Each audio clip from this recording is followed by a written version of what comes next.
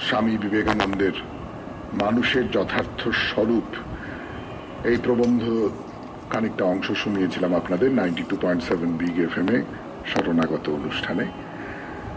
সেখানে শুনিয়েছিলাম এক সম্রাট এক সাধুকে নিজের রাজ্যে নিয়ে যেতে চাইছেন, তার বিবরণ। আজকে আর একটা গল্প শোনাবো, বা স্বামীজি শোনাচ্ছেন। পড়ি। 1857 খ্রিস্টাব্দে সিপাহী বিদ্রোহের সময় একটি মুসলমান সৈনিক একজন মহাত্মা সন্ন্যাসীকে প্রচন্ডভাবে অস্ত্রাঘাত করে। হিন্দু বিদ্রোহীগণ ওই মুসলমানকে সন্ন্যাসীর নিকট ধরিয়া আনিয়া বলিল, বলেন তো ইহাকে হত্যা করি। কিন্তু সন্ন্যাসী তাহার দিকে ফিরিয়া, ভাই তুমি সেই বলিতে বলিতে দেহত্যাগ করিলেন। এও এক প্রকার সাহসিকতা। যদি এমন ভাবে সমাজ গঠন না করিতে পারো যাহাতে সেই সর্বোচ্চ সত্য স্থান পায়, তাহা হইলে তোমরা বাহুবলের কি গৌরব করো? তাহা হইলে তোমরা তোমাদের পাশ্চাত্য প্রতিষ্ঠানগুলির কি গৌরব করো? তোমাদের মহত্ব শ্রেষ্ঠত্ব সম্বন্ধে কি গৌরব করো, যদি তোমরা কেবল দিবারাত্র বলিতে থাকো ইহা কার্যে পরিণত করা অসম্ভব? টাকা আনা পাই ছাড়া কিছুই কি কার্যকর নহে? যদি তাহাই হয়, তবে তোমাদের সমাজের এত গর্ব করো কেন? সেই সমাজই সর্বশ্রেষ্ঠ যেখানে সর্বোচ্চ সত্য কার্যে পরিণত করা যাইতে পারে, ইহাই আমার মত। আর যদি সমাজ উচ্চতম সত্যের উপযুক্ত না হয়, তবে উহাকে উপযুক্ত করিয়া লও। যত শীঘ্র করিতে পারো ততই মঙ্গল। হে নরনারীগণ, এই ভাব লইয়া দণ্ডায়মান হও। সত্যে বিশ্বাসী হইতে সাহসী হও, সত্য অভ্যাস করিতে সাহসী হও। জগতে কয়েক শত সাহসী নরনারীর প্রয়োজন। সাহসী হওয়া বড় কঠিন।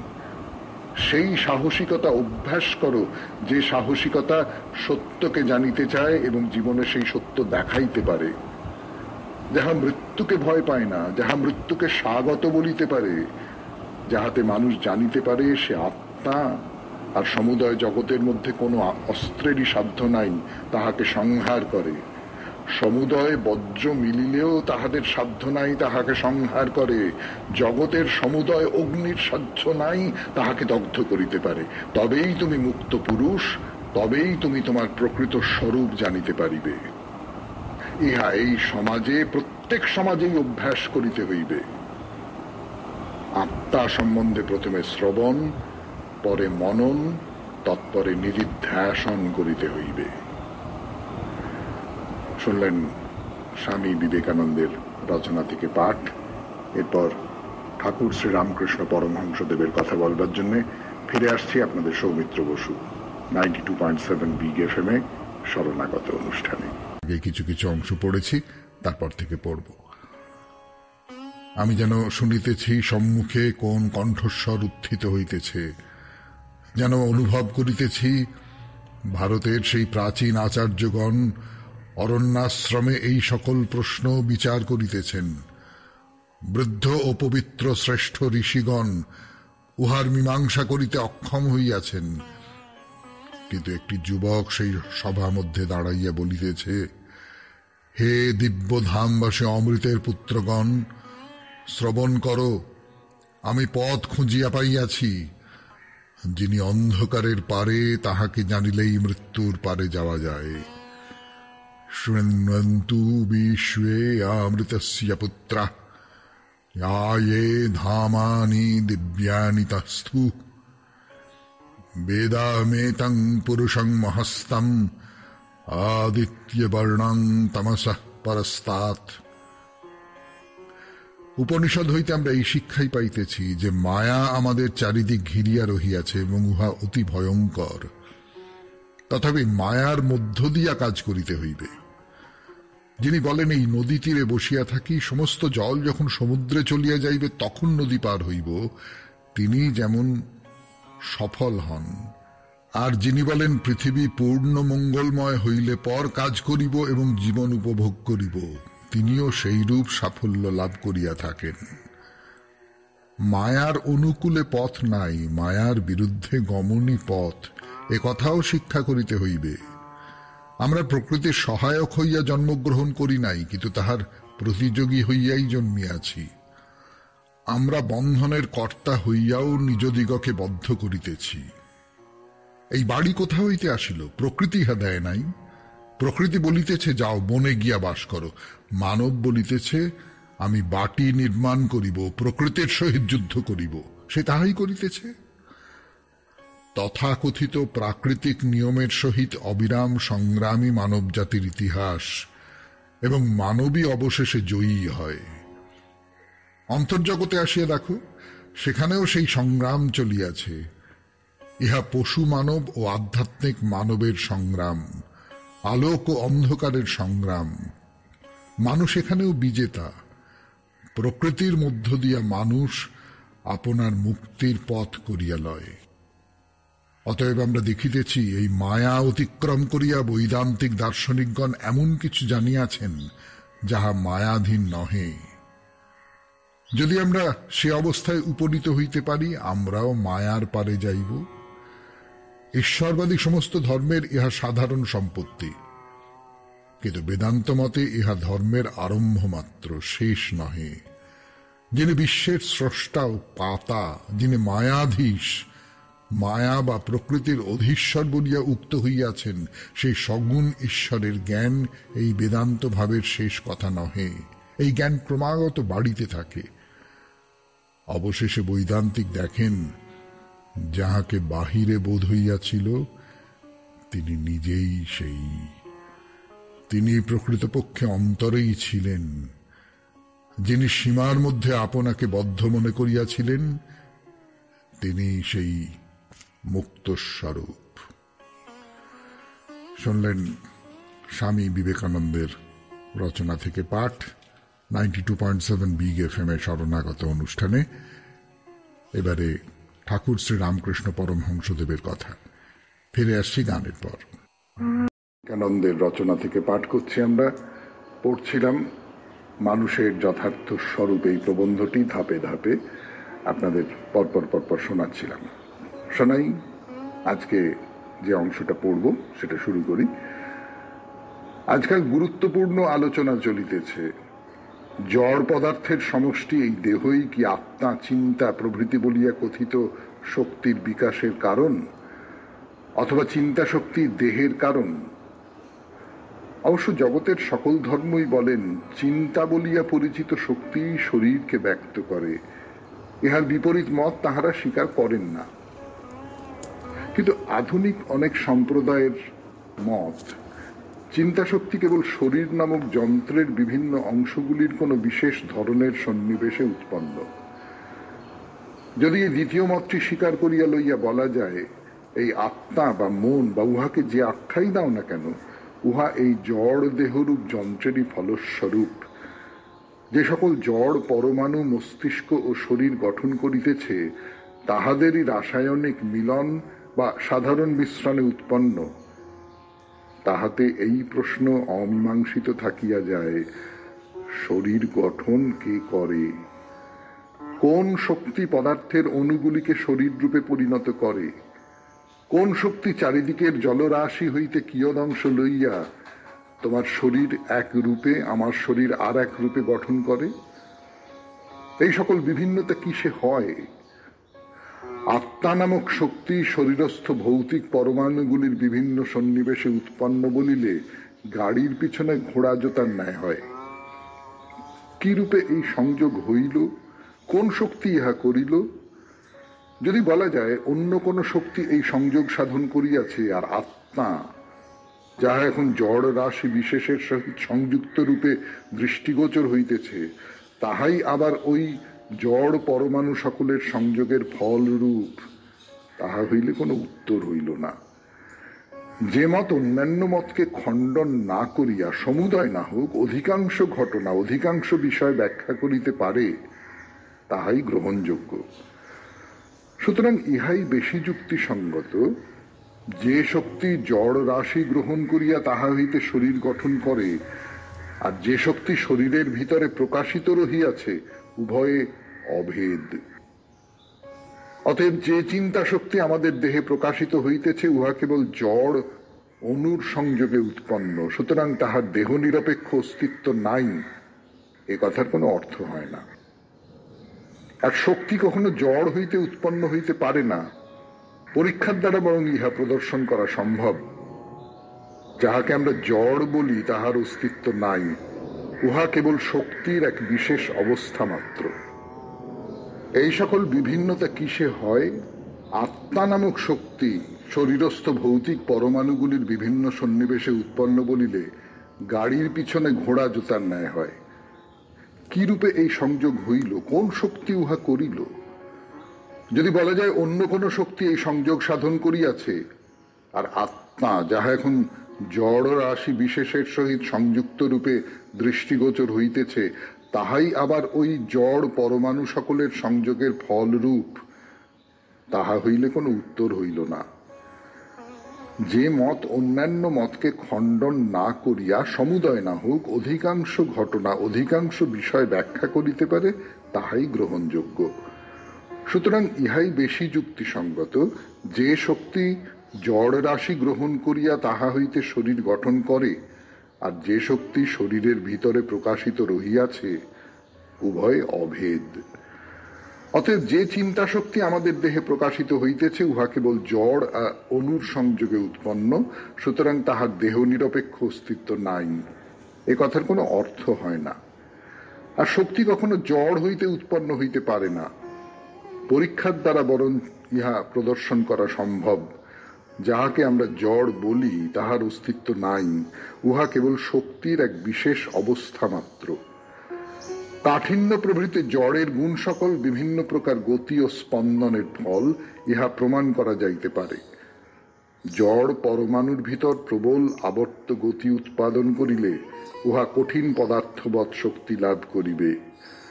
বায়ুরাশি যখন ঘূর্ণাবর্তে পরিণত হয়, তখন উহা কঠিন পদার্থের মতো হইয়া যায়, কঠিন পদার্থ ভেদ করিয়া চলিয়া যায়। কেবল গতিশীলতা দ্বারাই উহাকে এই কাঠিন্য ধর্ম উৎপন্ন হইবে। এইভাবে বিচার করিলে ইহা প্রমাণ করা সহজ হইবে যে যাহাকে আমরা পদার্থ বলি তাহার কোনো অস্তিত্ব নাই, কিন্তু বিপরীত মতটি প্রমাণ করা যায় না। শুনলেন স্বামী বিবেকানন্দের কথা 92.7 বিগ FM এ শরণাগত অনুষ্ঠানে। এরপর ঠাকুর শ্রী রামকৃষ্ণ পরমহংসদেবের জীবনের নানান টুকরো গল্প উপদেশ এই সমস্ত নিয়ে ফিরে আসছি আপনাদের সৌমিত্র বসু। শুনছেন শরণাগত। সকলেই ওল্ড টেস্টামেন্টের জলপ্লাবনের গল্প জানেন। ওই একই প্রকার গল্প প্রাচীন বাবেল, মেশর, চীন এবং হিন্দু দিগের মধ্যেও প্রচলিত ছিল। হিন্দু শাস্ত্রে জলপ্লাবনের এইরূপ বর্ণনা পাওয়া যায়। মহর্ষি মনু একদিন গঙ্গা তীরে সন্ধ্যা বন্দনা করিতেছিলেন, এমন সময় একটি ক্ষুদ্র মৎস্য আসিয়া বলিল, আমাকে আশ্রয় দিন। মনু তৎক্ষণাৎ উহাকে সন্নিহিত একটি জলপাত্রে রাখিয়া জিজ্ঞাসা করিলেন, তুমি কি চাও? মৎস্যটি বলিল, এক বৃহৎ মৎস্য আমাকে অনুসরণ করিতেছে, আপনি আমাকে রক্ষা করুন। মনু উহাকে গৃহে লইয়া গেলেন। প্রাতঃকালে দেখেন মৎস্য ওই পাত্র প্রমাণ হইয়াছে। সে বলিল, আমি এ পাত্রে আর থাকিতে পারি না। মনু তখন তাহাকে এক চৌবাচ্চায় রাখিলেন। পরদিন সে ওই চৌবাচ্চার সমান হইয়া বলিল, আমি এখানেও থাকিতে পারিতেছি না। তখন মনু তাহাকে নদীতে স্থাপন করিলেন। রাতে যখন দেখিলেন মৎস্যের কলেবর নদী ভরিয়া ফেলিয়াছে, তখন তিনি উহাকে সমুদ্রে স্থাপন করিলেন। তখন মৎস্য বলিতে লাগিল, মনু, আমি জগতের সৃষ্টিকর্তা, জলপ্লাবন দ্বারা জগৎ ধ্বংস করিব। তোমাকে সাবধান করিবার জন্য আমি এই মৎস্যরূপ ধারণ করিয়া আসিয়াছি। তুমি একখানি সুবৃহৎ নৌকা নির্মাণ করিয়া উহাতে সর্বপ্রকার প্রাণী এক এক জোড়া করিয়া রক্ষা করো এবং স্বয়ং সপরিবারে উহাতে প্রবেশ করো। সকল স্থান জলে প্লাবিত হইলে জলের মধ্যে তুমি আমার শৃঙ্গ দেখিতে পাইবে, তাহাতে তোমার নৌকা বাঁধিবে। পরে জল কমিয়া গেলে নৌকা হইতে নামিয়া আসিয়া রোজা বৃদ্ধি করিও। এইরূপে ভগবানের কথা অনুসারে জলপ্লাবন হইল এবং মনু নিজ পরিবার এবং সর্বপ্রকার জন্তুর এক এক জোড়া এবং সর্বপ্রকার উদ্ভিদের বীজ জলপ্লাবন হইতে রক্ষা করিলেন, এবং প্লাবনের অবসানে তিনি ওই নৌকা হইতে অবতরণ করিয়া জগতে প্রজা উৎপন্ন করিতে লাগিলেন, আর আমরা মনুর বংশধর বলিয়া মানব নামে অভিহিত। এখন দেখো, মানব ভাষা সেই অন্তর্নিহিত সত্য প্রকাশ করিবার চেষ্টা মাত্র। আমার স্থির বিশ্বাস এই সকল গল্প আর কিছু নয়, একটি ছোট বালক অস্পষ্ট অস্ফুট শব্দরাশি যাহার একমাত্র ভাষা, সে যেন সেই ভাষায় গভীরতম দার্শনিক সত্য প্রকাশ করিবার চেষ্টা করিতেছে। শিশু উহা প্রকাশ করিবার উপযুক্ত ইন্দ্রিয় অথবা অন্য কোনরূপ উপায় নাই। উচ্চতম দার্শনিকের এবং শিশুর ভাষায় কোনো প্রকারগত ভেদ নাই, শুধু মাত্রাগত ভেদ আছে। আজকালকার বিশুদ্ধ প্রণালীবদ্ধ গণিতের মতো সঠিক কাটাছাটা ভাষা আর প্রাচীন দিকের অস্ফুট রহস্যময় পৌরাণিক ভাষার মধ্যে প্রভেদ কেবল মাত্রার উচ্চ নিম্নতা। এই সকল গল্পের পিছনে একটি মহৎ সত্য আছে, প্রাচীনরা উহা যেন প্রকাশ করিবার চেষ্টা করিতেছেন। শুনলেন স্বামী বিবেকানন্দের প্রবন্ধ মানুষের যথার্থ স্বরূপ, তার থেকে একটি অংশ। 92.7 রেডিও FM শরণাগত শুনছেন আপনারা। এখন ঠাকুর শ্রী রামকৃষ্ণ পরমহংসদেবের কথা বলবার জন্য আমি উপস্থিত আছি আপনাদের সৌমিত্র বসু। স্বামী বিবেকানন্দের রচনা থেকে পাঠ 92.7 বিগ FM শরণাগত অনুষ্ঠানে পড়ছি মানুষের যথার্থ স্বরূপ এই প্রবন্ধ থেকে। আমরা এখনো আমি নহি। তোমার নিজের হৃদয় ধকধক করিতেছে, তুমি মনে করিতেছ বাহিরের কোন বস্তু এইরূপ শব্দ করিতেছে। তোমার নিজের অভ্যন্তরস্থ ঈশ্বরই তোমাকে তাহার অনুসন্ধান করিতে, তাহার উপলব্ধি করিতে প্রেরণা দিতেছেন।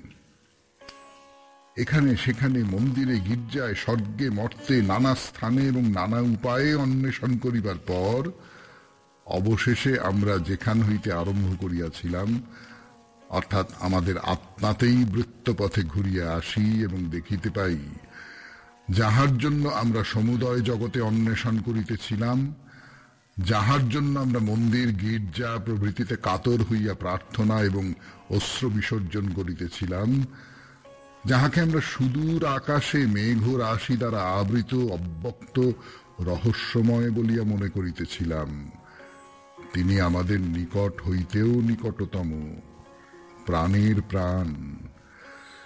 তিনি আমার দেহ, তিনি আমার আত্মা। তুমি আমি, আমি তুমি। ইহাই তোমার স্বরূপ, ইহাকে প্রকাশ করো। তোমাকে পবিত্র হইতে হইবে না, তুমি পবিত্র স্বরূপই আছো। তোমাকে পূর্ণ হইতে হইবে না, তুমি পূর্ণ স্বরূপই আছো। সমুদয় প্রকৃতি যবনিকার ন্যায় তাহার অন্তরালে সত্যকে ঢাকিয়া রাখিয়াছেন। তুমি যে কোনো সৎ চিন্তা বা সৎকার্য করো, তাহা যেন শুধু আবরণকে ধীরে ধীরে ছিন্ন করিতেছে, আর সেই প্রকৃতির অন্তরালে শুদ্ধ স্বরূপ অনন্ত ঈশ্বর প্রকাশিত হইতেছেন। ইহাই মানবের সমগ্র ইতিহাস। আবরণ ক্রমশ সূক্ষ্মতর হইতে থাকে, তখন প্রকৃতির অন্তরালে আলোক নিজ স্বভাববশতই ক্রমশ অধিক পরিমাণে দীপ্ত হইতে থাকেন, কারণ তাহার স্বভাবই এইভাবে দীপ্তি পাওয়া। তাহাকে জানা যায় না, আমরা তাহাকে জানিতে বৃথাই চেষ্টা করি। যদি তিনি জ্ঞেয় হইতেন, তাহা হইলে তাহার স্বভাবের বিলোপ হইত, কারণ তিনি নিত্য জ্ঞাতা। জ্ঞান তো সসীম। কোন বস্তুর জ্ঞান লাভ করিতে হইলে উহাকে জ্ঞেয় বস্তুরূপে, বিষয়রূপে চিন্তা করিতে হইবে। তিনি তো সকল বস্তুর জ্ঞাতা স্বরূপ, সকল বিষয়ের বিষয় স্বরূপ, এই বিশ্ব ব্রহ্মাণ্ডের সাক্ষী স্বরূপ, তোমারই আত্মার স্বরূপ। শেষ হল স্বামী বিবেকানন্দের রচনা থেকে পাঠ 92.7 বিগ FM শরণাগত অনুষ্ঠানে। এরপর ঠাকুর শ্রীরামকৃষ্ণ পরমহংসদেবের কথা। বঙ্কিমচন্দ্রের কাছে এসেছেন তিনি, তাই নিয়ে দুটো কথা বলবো আপনাদের 92.7 বিগ FM শরণাগত অনুষ্ঠানে, গানের পর। রচনা থেকে পাঠ করতে বসেছি আমি আপনাদের সৌমিত্র বসু। লেখার নাম মানুষের যথার্থ স্বরূপ। এর আগের দিন শনিবার যতটা পড়েছিলাম তারপরের অংশটা শোনাই আপনাদের, খানিকটা অংশ। বিষয় জ্ঞান যেন একটি নিম্নতর অবস্থা, একটা অধঃপতন। আমরাই সেই আত্মা। আত্মা আবার জানিব কি রূপে? প্রত্যেক ব্যক্তি সেই আত্মা এবং সকলেই বিভিন্ন উপায়ে ওই আত্মাকে জীবনে প্রকাশিত করিতে চেষ্টা করিতেছে। তাহা না হইলে এত নীতি পদ্ধতি কোথা হইতে আসিল? সমুদয় নীতি প্রণালীর তাৎপর্য কি? সকল নীতি প্রণালীতে একটি মূল ভাবই ভিন্ন ভিন্ন আকারে প্রকাশিত হইয়াছে, ভাবটি অপরের উপকার করা। মানবজাতির সকল সৎ কর্মের মূল উদ্দেশ্য মানুষ, জীব, জন্তু সকলের প্রতি দয়া। কিন্তু এসবই আমি জগৎ, এই জগৎ এক অখণ্ড স্বরূপ, এই চিরন্তন সত্যের বিভিন্ন ভাব মাত্র। তাহা না হইলে অপরের হিত করিবার যুক্তি কি? কেন আমি অপরের উপকার করিব? কিসে আমাকে অপরের উপকার করিতে বাধ্য করে? সর্বত্র সমদর্শনজনিত সহানুভূতির ভাব হইতেই এইরূপ হইয়া থাকে। অতি কঠোর অন্তঃকরণও কখনো কখনো অপরের প্রতি সহানুভূতি সম্পন্ন হইয়া থাকে। এমনকি সেই আপাত প্রতীয়মান অহং প্রকৃতপক্ষে ভ্রম মাত্র। এই ভ্রমাত্মক অহংয়ে আসক্ত থাকা অতি নীচ কার্য। যে ব্যক্তি এই সকল কথা শুনিলে ভয় পায়, সেই ব্যক্তি তোমাকে বলিবে সম্পূর্ণ আত্মত্যাগই সকল নীতির ভিত্তি। কিন্তু পূর্ণ আত্মত্যাগ কি? সম্পূর্ণ আত্মত্যাগ হইলে কি অবশিষ্ট থাকে? আত্মত্যাগ অর্থে এই আপাত প্রতীয়মান অহংয়ের ত্যাগ, সর্বপ্রকার স্বার্থপরতা বর্জন। এই অহংকার ও মমতা পূর্ব কুসংস্কারের ফলস্বরূপ। আর যতই এই অহং ত্যাগ হইতে থাকে ততই আত্মা নিত্যস্বরূপে নিজ পূর্ণ মহিমায় প্রকাশিত হন। ইহাই প্রকৃত আত্মত্যাগ। ইহাই সমুদয় নীতিশিক্ষার ভিত্তিস্বরূপ, কেন্দ্রস্বরূপ। মানুষ উহা জানুক আর নাই জানুক, সমুদয় জগৎ সেই দিকে ধীরে ধীরে চলিয়াছে। অল্পাধিক পরিমাণে তাহাই অভ্যাস করিতেছে। কেবল অধিকাংশ লোক উহা অজ্ঞাতসারে করিয়া থাকে। তাহারা উহা জ্ঞাতসারে করুক। এই আমি ও আমার প্রকৃত আত্মা নহে, ইহা জানিয়া তাহারা এই ত্যাগ আচরণ করুক। এই ব্যবহারিক জীব সীমাবদ্ধ। এখন যাহাকে মানুষ বলা যাইতেছে, সে এই জগতের অতীত অনন্ত সত্তার সামান্য আভাস মাত্র। সেই সর্বস্বরূপ অনন্ত অগ্নির একটি স্ফুলিঙ্গ মাত্র। কিন্তু সেই অনন্তই তাহার প্রকৃত স্বরূপ। শুনলেন স্বামী বিবেকানন্দের রচনা মানুষের যথার্থ স্বরূপ, এই প্রবন্ধ থেকে পাঠ। এরপর ঠাকুর শ্রীরামকৃষ্ণ পরমহংসদেবের কথায় চলে যাব 92.7 বিগ FM এ। শুনছেন শরণাগত।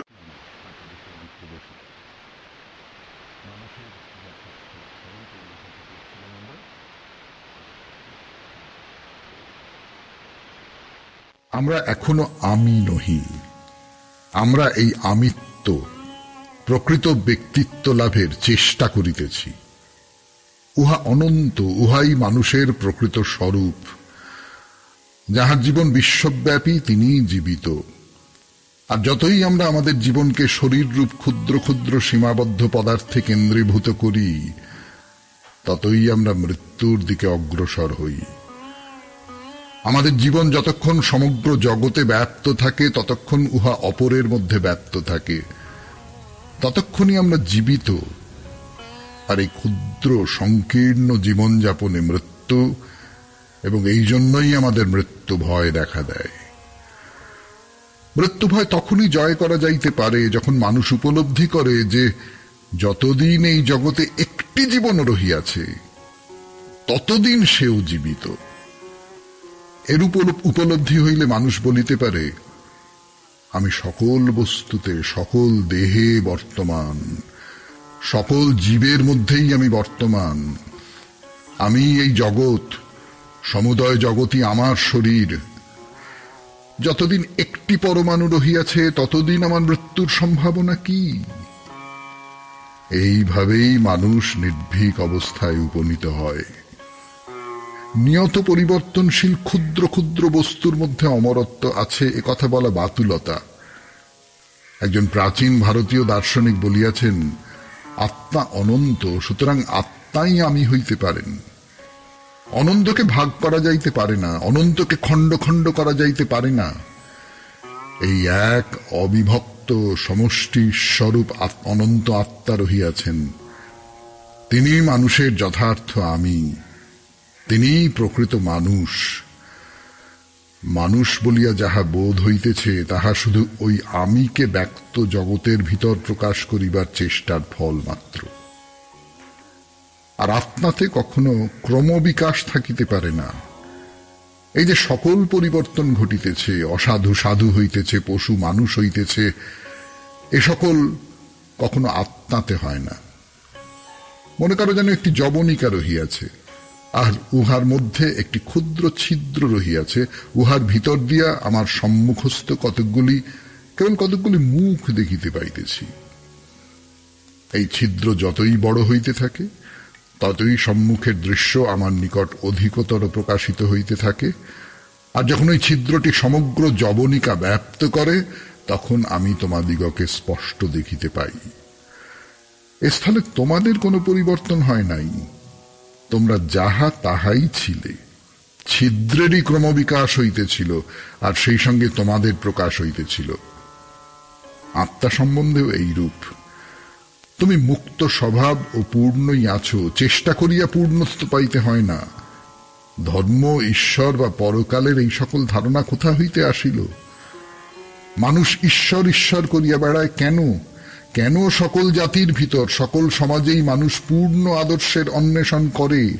উহা মনুষ্যে, ঈশ্বরে বা অন্য যাহাতেই হোক, তাহার কারণ পূর্ণ আদর্শ তোমার মধ্যেই বর্তমান। শুনলেন স্বামী বিবেকানন্দের কথা 92.7 বিগ এফএম-এ শরণাগত অনুষ্ঠানে। ফিরে আসছি গানের পর কথা বলবার জন্য। আনন্দের রচনা থেকে পাঠ 92.7 বিগ এফএম-এ শরণাগত অনুষ্ঠানে। আমি আপনাদের সৌমিত্র বসু। পাঠ করছিলাম মানুষের যথার্থ স্বরূপ। এই প্রবন্ধটি তার বেশ খানিকটা অংশ পড়া হয়েছে, বাকি খানিকটা অংশ শোনাই আপনাদের। শুনুন। এখন এই আত্মা ও উহার স্বরূপ সম্বন্ধে প্রশ্ন উঠিতে লাগিল। শরীর ও মন হইতে পৃথক এই আত্মার স্বরূপ কি? অনেক বাদ প্রতিবাদ হইতে লাগিল, নানাবিধ সিদ্ধান্ত ও অনুমান হইতে লাগিল, নানা প্রকার দার্শনিক অনুসন্ধান চলিতে লাগিল। এই আত্মা সম্বন্ধে তাহারা যে সকল সিদ্ধান্তে উপনীত হইয়াছিলেন, আপনাদের নিকট সেগুলি বর্ণনা করিতে চেষ্টা করিব। ভিন্ন ভিন্ন দর্শন এই একটি বিষয়ে একমত দেখা যায় যে আত্মার স্বরূপ যাহাই হোক, উহা কোনো আকৃতি নাই, আর যাহার আকৃতি নাই তাহা অবশ্যই সর্বব্যাপী হইবে। কাল মনের অন্তর্গত, দেশ ও মনের অন্তর্গত। কাল ব্যতীত কার্যকারণ ভাব থাকিতে পারে না, ক্রমানুবর্তিতার ভাব ব্যতীত কার্যকারণ ভাবও থাকিতে পারে না। অতএব দেশ ও কাল ও নিমিত্ত মনের অন্তর্গত। আর এই আত্মা মনের অতীত ও নিরাকার বলিয়া উহাও অবশ্য দেশ ও কাল ও নিমিত্তের অতীত। আর যদি উহা দেশ ও কাল ও নিমিত্তের অতীত হয়, তাহা হইলে উহা অবশ্য অনন্ত হইবে। এবার হিন্দু দর্শনের চূড়ান্ত বিচার আসিল। অনন্ত কখনো দুইটি হইতে পারে না। যদি আত্মা অনন্ত হয় তবে একটিমাত্র আত্মাই থাকিতে পারে। আর এই যে অনেক আত্মা বলিয়া বিভিন্ন ধারণা রহিয়াছে, তোমার এক আত্মা, আমার আর এক আত্মা, ইহা সত্য নহে। অতএব মানুষের প্রকৃত স্বরূপ সেই এক অনন্ত ও সর্বব্যাপী, আর এই ব্যবহারিক জীব মানুষের প্রকৃত স্বরূপের সীমাবদ্ধ ভাব মাত্র। এই হিসাবে পূর্বোক্ত পৌরাণিক তত্ত্বগুলিও সত্য হইতে পারে যে ব্যবহারিক জীব যত বড় হউন না কেন, তিনি মানুষের ওই অতীন্দ্রিয় প্রকৃত স্বরূপের অস্ফুট প্রতিবিম্ব মাত্র। অতএব মানুষের প্রকৃত স্বরূপ আত্মা, কার্যকারণের অতীত বলিয়া, দেশকালের অতীত বলিয়া অবশ্যই মুক্ত স্বভাব। তিনি কখনো বদ্ধ ছিলেন না, তাহাকে বদ্ধ করিবার শক্তি কাহারও নাই। এই ব্যবহারিক জীব, এই প্রতিবিম্ব দেশ ও কাল ও নিমিত্তের দ্বারা সীমাবদ্ধ, সুতরাং তিনি বদ্ধ। অথবা আমাদের কোন কোন দার্শনিকের ভাষায় বলিতে গেলে বলিতে হয়, বোধ হয় তিনি যেন বদ্ধ হইয়া রহিয়াছেন, কিন্তু বাস্তবিক তিনি নন।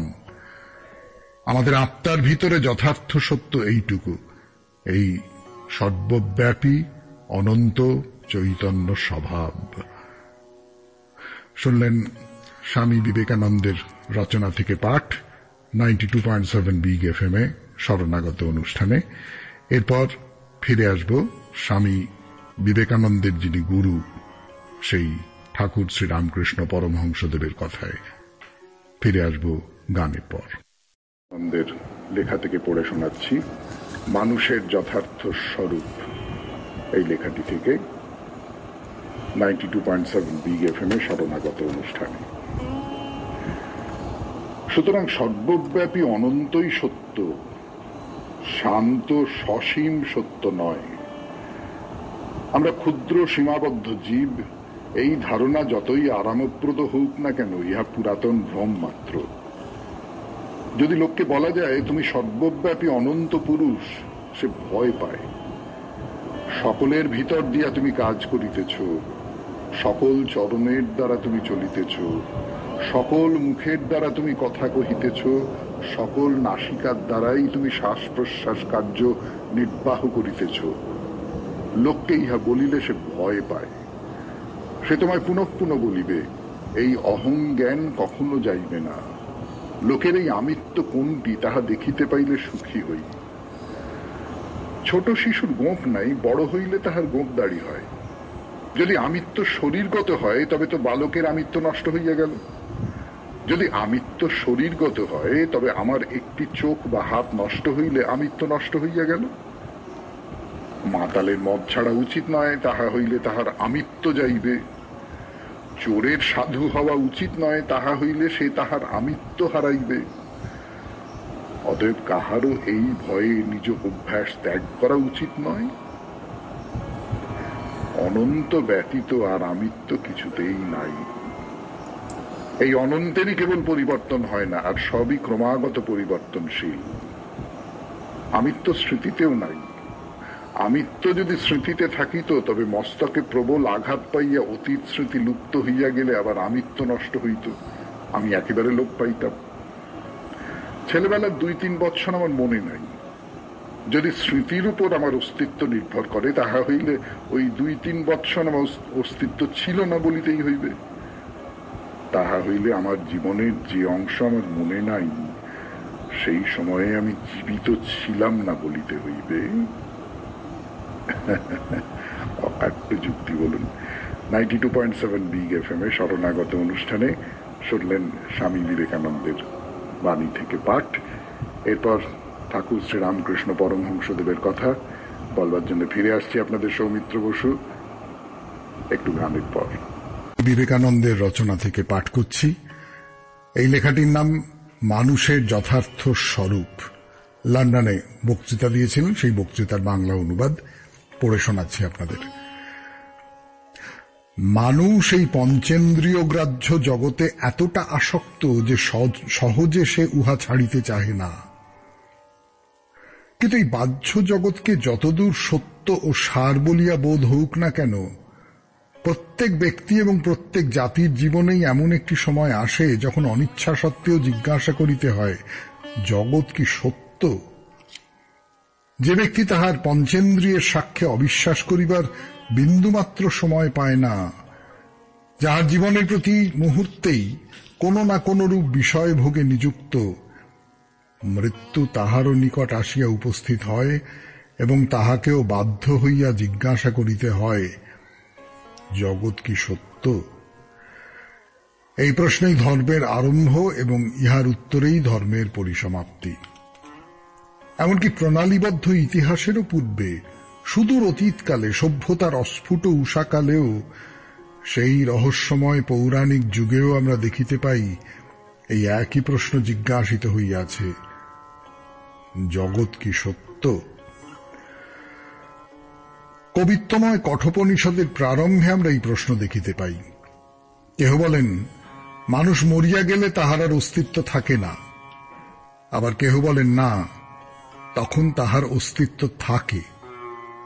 ইহার মধ্যে কোনটি সত্য? এ প্রশ্নের অনেক প্রকার উত্তর প্রদত্ত হইয়াছে।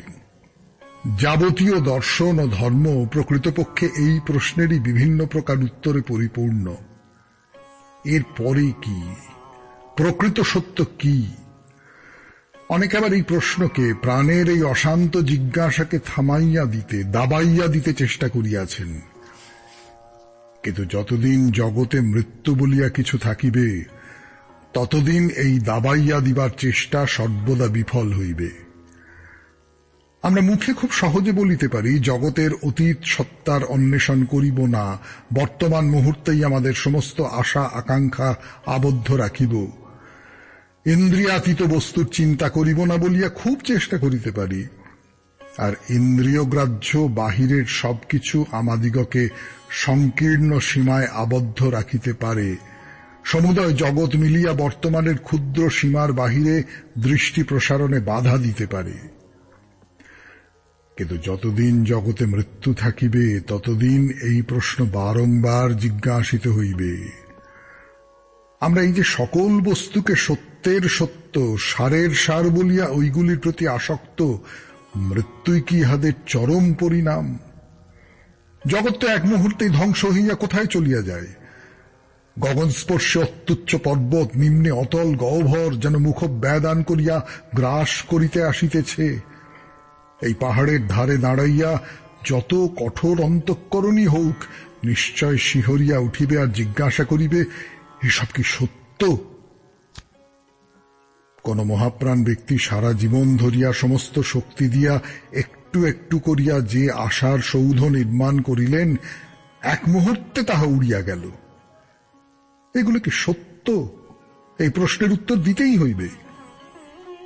কালক্রমে এই প্রশ্নের শক্তি হ্রাস পাইবে না, বরং কালস্রোতে যতই উহার শক্তি বৃদ্ধি পাইবে, ততই উহা হৃদয়ের উপর গভীর বেগে আঘাত করিবে। শুনলেন স্বামী বিবেকানন্দের রচনা থেকে পাঠ 92.7 বিগ FM এর শরণাগত অনুষ্ঠানে। এরপর ঠাকুর শ্রী রামকৃষ্ণ পরমহংসদেবের কথা। ফিরে আসব গানের পর। পড়ছিলাম স্বামী বিবেকানন্দের রচনা মানুষের যথার্থ স্বরূপ। তার কিছু অংশ পড়েছি, তার পরের অংশটি পড়ে শোনাচ্ছি আপনাদের খানিকটা অংশ। আমরা ঋগ্বেদের সূক্তে মৃত শরীর দহনকারী অগ্নিদেবের উদ্দেশ্যে নিম্নলিখিত স্তব দেখিতে পাই। হে অগ্নি, তুমি ইহাকে তোমার হাতে ধরিয়া মৃদুভাবে লইয়া যাও, ইহার শরীর সর্বাঙ্গ সুন্দর জ্যোতির্ময় করো। ইহাকে সেই স্থানে লইয়া যাও যেখানে পিতৃগণ বাস করেন, যেখানে দুঃখ নাই, যেখানে মৃত্যু নাই। দেখিবে সকল ধর্মেই এই একই প্রকার ভাব বিদ্যমান, এবং তাহার সহিত আমরা আরো একটি তত্ত্বও পাইয়া থাকি। আশ্চর্যের বিষয়, সকল ধর্মই সমস্বরে ঘোষণা করেন মানুষ প্রথমে পবিত্র ও নিষ্পাপ ছিল, এখন তাহার অবনতি হইয়াছে। এ ভাব তাহারা রূপকের ভাষায় কিংবা দর্শনের সুস্পষ্ট ভাষায় অথবা সুন্দর কবিত্বের ভাষায় যেভাবেই প্রকাশ করুন না কেন, তাহারা সকলেই কিন্তু এই এক তত্ত্ব ঘোষণা করিয়া থাকেন। সকল শাস্ত্র এবং সকল পুরাণ হইতেই এই এক তত্ত্ব পাওয়া যায় যে মানুষ পূর্বে যাহা ছিল, এখন তাহা অপেক্ষা অবনত হইয়া পড়িয়াছে। ইয়াহুদীদের শাস্ত্র বাইবেলের পুরাতন ভাগে আদমের পতনের যে গল্প আছে, ইহাই তাহার সারাংশ। হিন্দু শাস্ত্রে এই তত্ত্ব পুনঃ পুনঃ উল্লিখিত হইয়াছে। তাহারা সত্যযুগ বলিয়া যে যুগের বর্ণনা করিয়াছেন, যখন মানুষের ইচ্ছা মৃত্যু ছিল, তখন মানুষ যতদিন ইচ্ছা শরীর রক্ষা করিতে পারিত, তখন লোকের মন শুদ্ধ ও সংযত ছিল। তাহাতেও এই সর্বজনীন সত্যের ইঙ্গিত দেখা যায়। যাহারা বলেন তখন মৃত্যু ছিল না এবং কোনরূপ অশুভ বা দুঃখ ছিল না, আর বর্তমান যুগ সেই উন্নত অবস্থারই অবনত ভাব।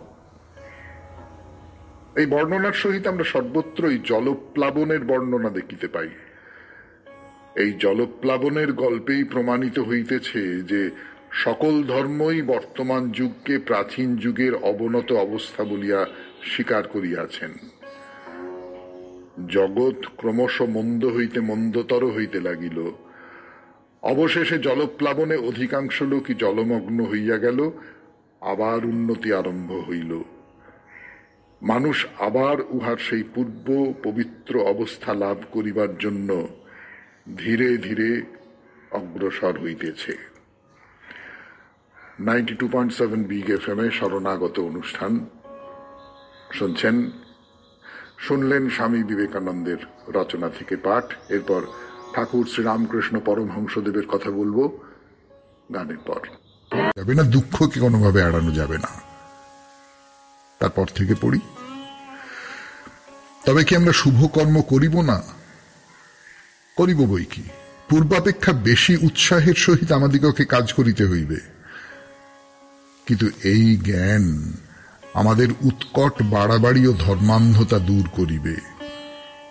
ইংরেজ আর উত্তেজিত হইয়া হিন্দুকে পৈশাচিক হিন্দু, নারীগণের প্রতি কি অসৎ ব্যবহার করে এই বলিয়া অভিশাপ দিবে না। সে বিভিন্ন জাতির রীতিনীতি মান্য করিতে শিখিবে। ধর্মান্ধতা অল্প হইবে এবং কাজ বেশি হইবে। ধর্মান্ধ লোকেরা কাজ করিতে পারে না, তাহারা শক্তির 3/4 বৃথা ব্যয় করে। ধীর প্রশান্ত চিত্ত বাস্তব জ্ঞান সম্পন্ন ব্যক্তিরাই কাজ করেন। অতএব এই জ্ঞান দ্বারা কাজ করিবার শক্তি বৃদ্ধি পাইবে। অবস্থা এইরূপই জানিয়া তিতিক্ষা বৃদ্ধি পাইবে। দুঃখ ও অমঙ্গল আমাদিগকে ভারসাম্য হইতে বিচ্যুত করিতে পারিবে না এবং ছায়ার পিছনে ধাবিত করিবে না। সুতরাং সংসার গতি এইরূপ জানিয়া আমরা সহিষ্ণু হইব। ধরা যাক সকল মানুষই দোষ শূন্য হইবে, তারপর পশুকুল ক্রমে মানবত্ব প্রাপ্ত হইবে এবং সব অবস্থার মধ্য দিয়ে অগ্রসর হইতে থাকিবে। উদ্ভিদিকেরও গতি ঐরূপ। কিন্তু কেবল একটা জিনিস সুনিশ্চিত, এই মহতী নদী সমুদ্রাভিমুখে প্রবল বেগে প্রবাহিত হইতেছে। উহার জলবিন্দুগুলির প্রত্যেকটি অনন্ত বারিধিবক্ষে বিলীন হইবে। অতএব সমস্ত দুঃখ ও ক্লেশ, আনন্দ, হাস্য ও ক্রন্দনের সহিত জীবন যে সেই অনন্ত সমুদ্রাভিমুখে প্রবল বেগে ধাবিত হইতেছে ইহা নিশ্চিত। তুমি, আমি, জীব, উদ্ভিদ ও সামান্য জীবাণু পর্যন্ত যে যে আছে সেই অনন্ত জীবন সমুদ্রে উপনীত হইবে, মুক্তি বা ঈশ্বর লাভ করিবে। ইহা কেবল সময় সাপেক্ষ। শুনলেন স্বামী বিবেকানন্দের লেখা থেকে পাঠ। লেখাটির নাম মায়া। 92.7 বিগ FM এ শরণাগত অনুষ্ঠানে শুনছেন সৌমিত্র বসুর কথা আর অনেক অনেক গান। এরপর ঠাকুর শ্রীরামকৃষ্ণ পরমহংসদেবের জীবনের নানান কথা, তার নানান উপদেশ, সেই সমস্ত শুনবো আমরা। ফিরে আসছি গানের পর। স্বামী বিবেকানন্দের মানুষের যথার্থ স্বরূপ এই প্রবন্ধ